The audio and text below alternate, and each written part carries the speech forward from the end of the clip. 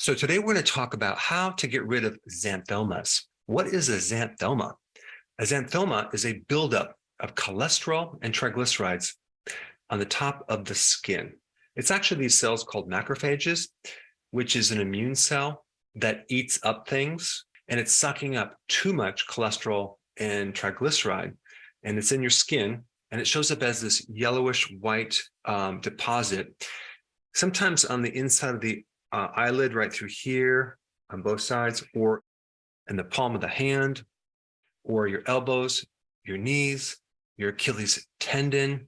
And that's all very interesting. But what is at the bottom of this? What is really causing this? And then how do we get rid of it? But first, let's talk about what we know about xanthomas. We do know that many times these xanthomas are associated, okay? They don't say caused by, but they're associated with some type of hereditary lipid disorder.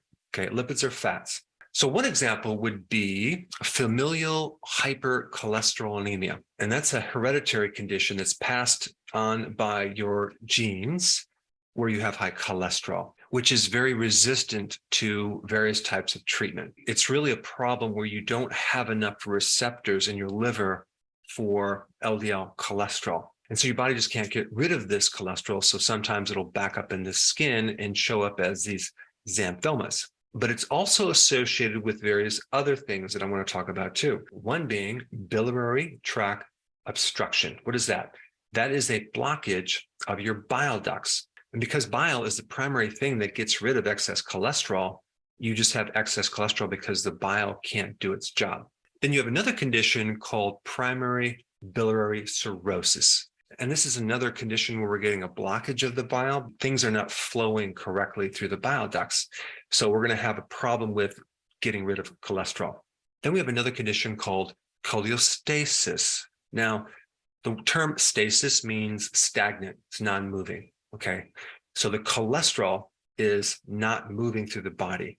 There's sludge in the bile ducts. And this is actually, I find it's very common in a lot of people. They have this bile sludge that is not allowing the flow of bile, and they have all sorts of issues with right shoulder pain because of the backup of the system, with inability to digest fats, with discomfort underneath the right rib cage, with an increased risk of getting gallstones, which is a bile salt deficiency. And cholestasis, which is this bile sludge, is really kind of like the step that occurs before you get a stone, because bile helps thin this sludge.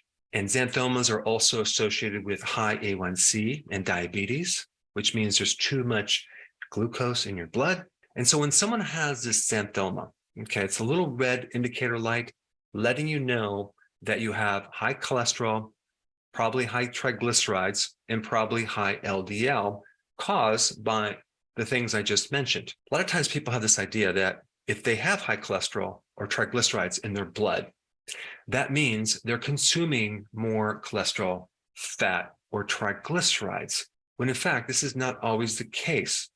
Carbs, sugar, refined carbohydrates convert very easily to triglycerides and cholesterol. And so your high LDL, cholesterol, and triglycerides could be coming just because you're consuming too many carbs, not necessarily fat. And on the flip side of that, many times people think that the ketogenic diet is really a high-fat diet, when actually the ketogenic diet really means low carb.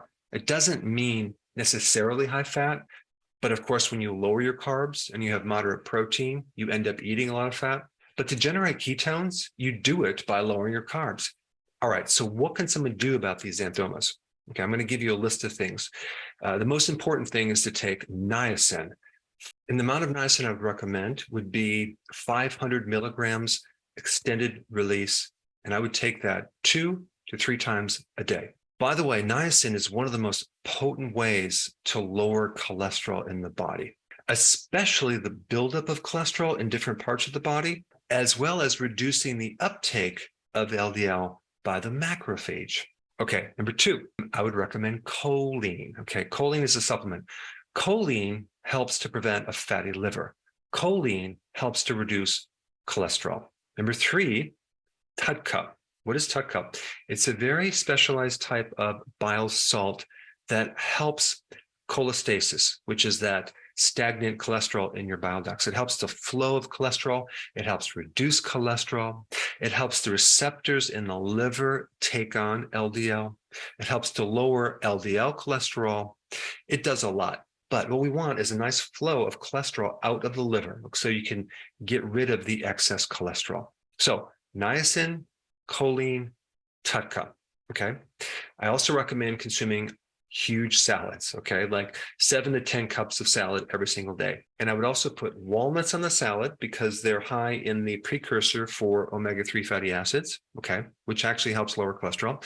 And I would also put extra virgin olive oil with some garlic on there, and that's going to assist in getting rid of some of this cholesterol. Now, the next recommendation is to exercise every day, especially if you have high triglycerides. Those extra triglycerides in your bloodstream can be burned off with using more energy. So we need to add exercise into this protocol. All right, the next recommendation is to try to get a good portion of your protein from fish or seafood high in omega-3 fatty acids. That will also help. There's a product that you can get called red yeast rice extract. It is like a natural version of a statin. It is very powerful in lowering your cholesterol. You may not need it, but if you have a very, very stubborn situation where you can't bring your cholesterol down, that would be something I would investigate and look at implementing as well. Number 8, doing the healthy ketogenic diet with a twist. So you just do the ketogenic diet without adding a lot of fat, okay? Consume fat in this ketogenic plan that normally comes with the protein. Just don't add more fat, like don't add more butter or keto desserts or all these other extra fats. And maybe the fats that you do focus on would be the avocado oil, the olive oil, the omega-3 oils in either cod liver oil or fish oil or sardines. But this way we can lower the carbs so we don't get this extra conversion of cholesterol being created, especially if you are a diabetic or you have a high A1C. And the last thing is doing intermittent fasting.